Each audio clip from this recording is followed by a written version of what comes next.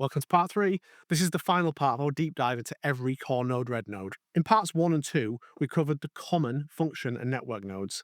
Now we're finishing up with parser nodes, sequence nodes, and storage nodes. These ones are all about data manipulation, converting between formats like CSV and JSON, splitting and joining message sequences, batching data, and working within the file system. If you're processing data, reading files, or dealing with message streams, these are the nodes you need to know.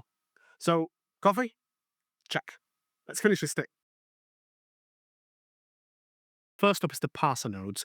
These convert data between different formats, so things like CSV, JSON, XML, HTML, YAML, you get the idea. The CSV node converts between CSV text and JavaScript objects. If you've got a CSV string, like a line from a CSV file, this node can turn it into a JavaScript object or an array.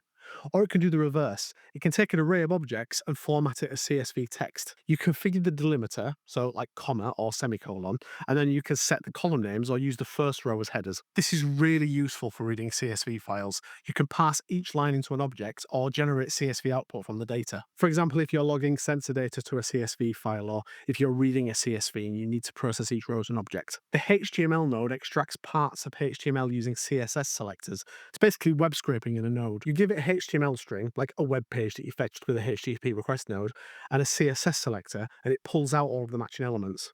For example, you could scrape the price from a product page or extract all the links from a web page. You can choose to send a single array of all the matches or send multiple messages with one message per match. If you already know how to use CSS selectors, this is really handy for quick web scraping without needing to write any code. The JSON node converts between JSON strings and JavaScript objects. If it receives a JSON formatted string, it passes it into an object so you can easily access the properties. If it receives an object, it can stringify it into JSON text. This is really handy after a HTTP request that returns JSON as text.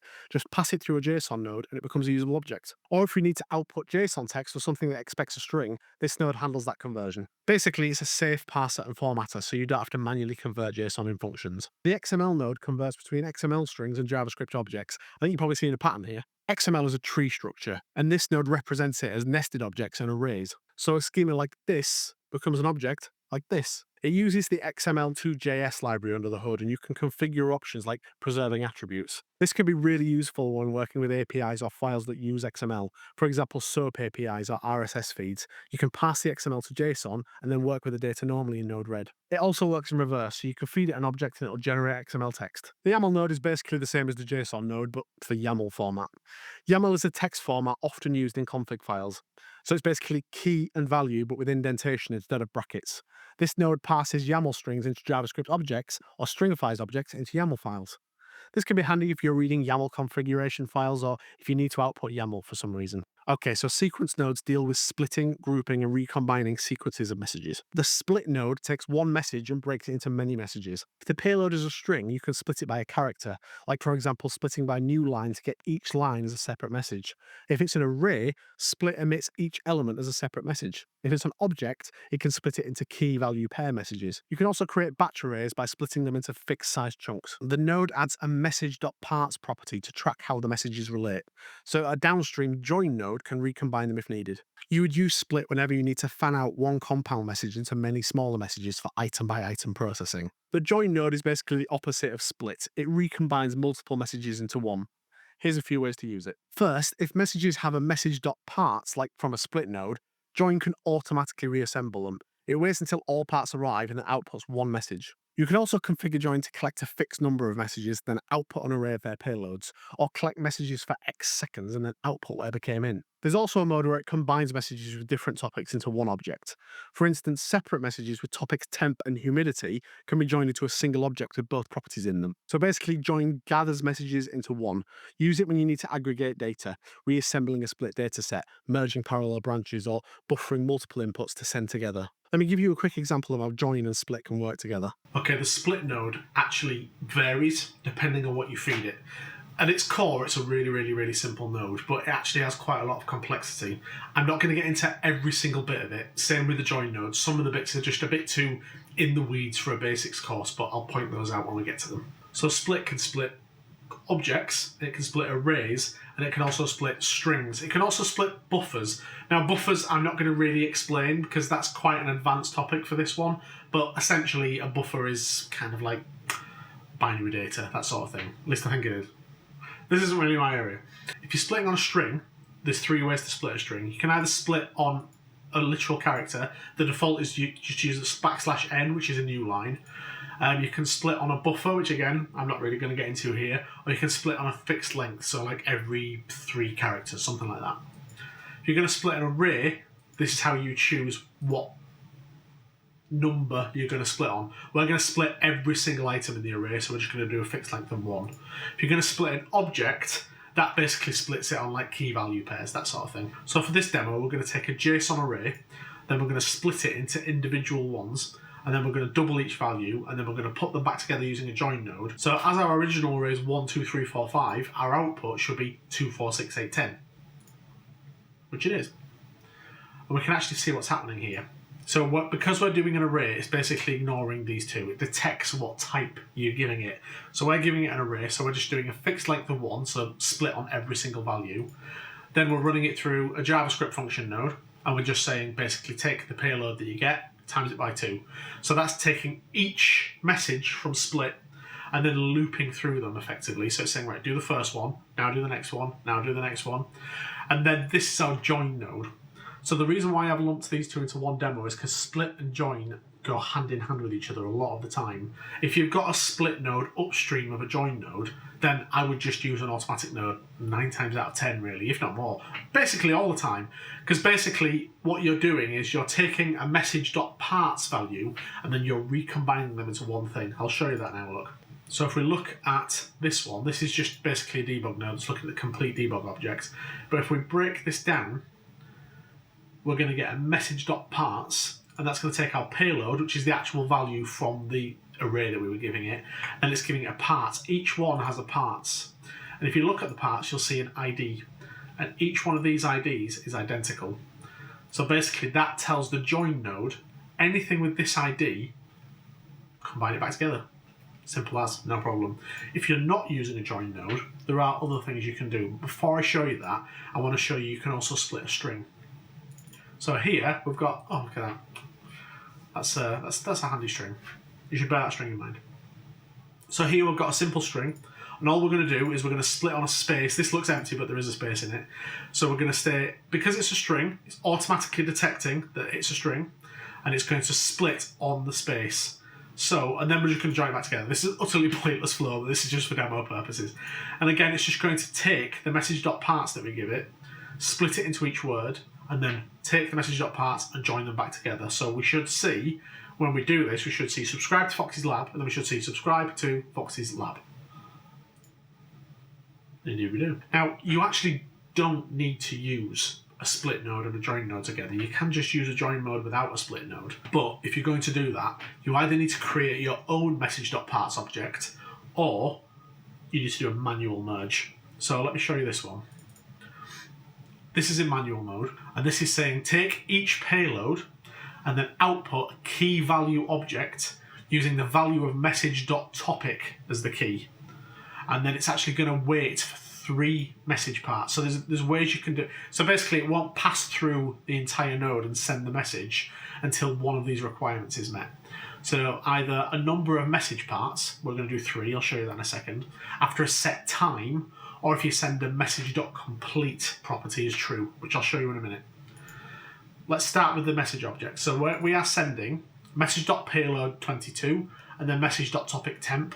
And then this one, these are values for humidity and pressure, where the topic is humidity and pressure, respectively. So if we send 1 value, we get nothing. If we send 2 values, we still get nothing. But if we send 3 values, dun, dun, dun. Because what that's done is that said we're waiting for 3 parts to come through, and then we're going to merge them together using the message.topic as the key. And then the value is message.payload. Now what we could do instead is we could add message.complete, and we'll just set that to true. So because we've added message.complete, if we press temp, we now get it anyway. If we send humidity and pressure, we don't. We still have to wait for the 3rd one, which will work. Of course, that would work anyway, because we have message.complete in it. Just one thing to point out here as well. This is looking for message.topic as the key. So when we send the message, each topic has to be distinct. So if we send humidity 3 times, or if we send humidity and pressure, you get nothing. It has to be all three distinct different topics for it to actually count as 3 different message parts, and then it'll send the message out. The sort node sorts arrays or message sequences. If you feed it an array in message.payload, it'll sort that array numerically, alphabetically, or by a specified property. You can choose ascending or descending order. If a series of messages is coming through, say for example the message.part sequence from the previous split node, the sort node can collect them, sort the collection, and output the sorted sequence. This can be useful after a split if you need the pieces in order. Say for example if you get a list of names out of order and then you want them alphabetized. The batch node groups incoming messages, and then once a condition is met, will output them as a single batch. You can batch by count, say every 10 messages, or by time interval, like whatever you got in the last 5 seconds, or a combination of both. It's like a funnel that accumulates messages. Once the batch is emitted, it resets to start collecting the next batch. So for example, you could get it to gather 100 sensor readings and then process them all together, or buffer messages to send as a bulk operation.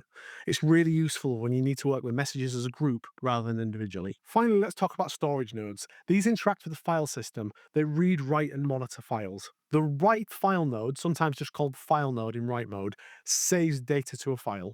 You specify the file name and path, and then it takes the message.payload and writes that to the disk. You can configure it to overwrite the file, append to it, or delete it. This is commonly used for logging data, saving sensor readings for a text file or CSV, or outputting files like images or JSON dumps. For example, writing temperature readings to a log every time a reading comes in. In short, the write node is how you export or persist data from node read to the file system. As you might imagine, the read file node does the opposite. It reads content from a file. You provide it with the file name, and then when it's triggered, it reads the file and outputs the content into a message.payload. You can choose the output format. You can have it as text, string, or a binary buffer, or you can even stream it line by line. This is used whenever you need to input data from a file, say reading a configuration file, loading an image, or getting CSV or JSON to process in your flow. This is often triggered by an inject node to periodically read a file, or by a watch node when a file changes. In short, read file imports data from the file system into your flow. Let me show you a quick example of reading and writing. Okay, if you ever worked with the node file system nodes, these should be really straightforward. To be honest, they're pretty straightforward anyway, but if you come from a node background, this is going to be child's play for you. All we're going to do here is a really simple file operation. We've got a folder here, which is what I'm going to do a demo in. And then let me just shrink this down a little bit so you can see both things. Pay no attention to the man behind the curtain. So all this is going to do is just a regular inject node. Then we're going to add a timestamp to that inject node, and we are going to append the file. And each single line we add is going to append a new line to the file. And if the file doesn't exist, it's going to create it. Now the file doesn't exist, so when we click it, we'll have a new demo.log file. If we look at that, that is a single log entry. Now that file does exist, if we click it multiple times, we've got loads of different log entries. It's created each one. Without recreating the file, it's just added a new line to that file. We can also just overwrite it, and that'll entirely take the contents of the file and overwrite it with a brand new line, getting rid of everything that was in there before. And then of course we can just delete the file. All this is these are actions. So if you click on action, you'll be able to see you can either append, overwrite, or delete. Append is how, even though it's called append, it's really annoying that they call it append. Append is also a create action. So if you know anything about file system management, you have 4 operations. You have create, read, update, and destroy. The write file node is the create, update, and destroy node, but it kind of mixes the create and update into a single action, which sort of makes sense. I don't love it. I wish they'd have kept the create one in, but such is life. But still, the operations kind of make sense. Append will take a file and then add data to that file and create it if it doesn't exist.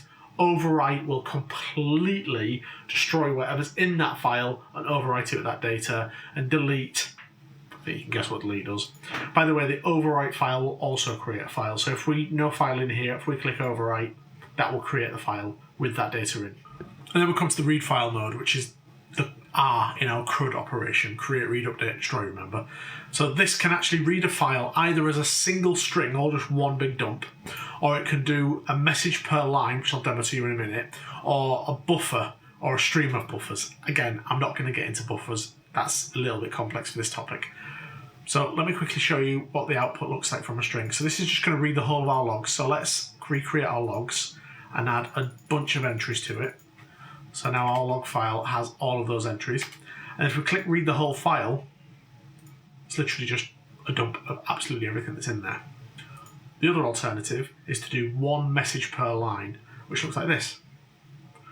So as you can see, every single line in that file has come out as a separate message, which we could loop through and do different operations on.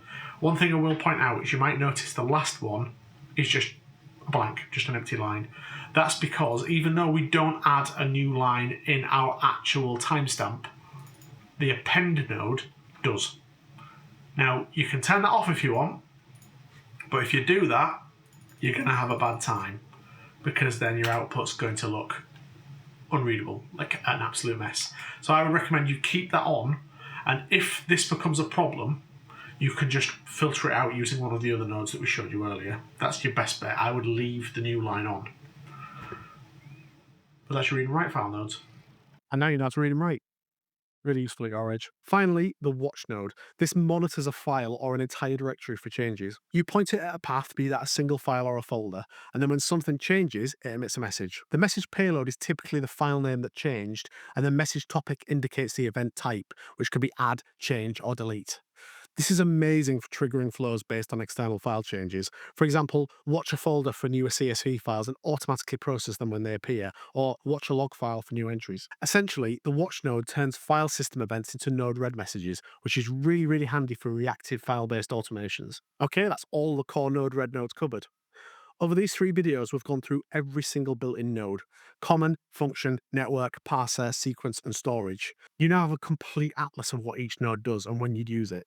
Whether you're just starting out with Node-RED or if you've been using it for ages, hopefully this series has been a useful reference. The real magic happens when you start combining these nodes together. That's when you create some really powerful automation and integration flows. If you found this series useful, please give me a like. And if you want more Node-RED content or any smart home IoT or home lab stuff, subscribe because I've got loads more videos coming. If you don't know what Node-RED is, then how did you get this far in the video? But either way, check out my What the Heck is Node-RED video right here. Thanks for sticking with me through all 3 parts. Now, go build something cool. Ta.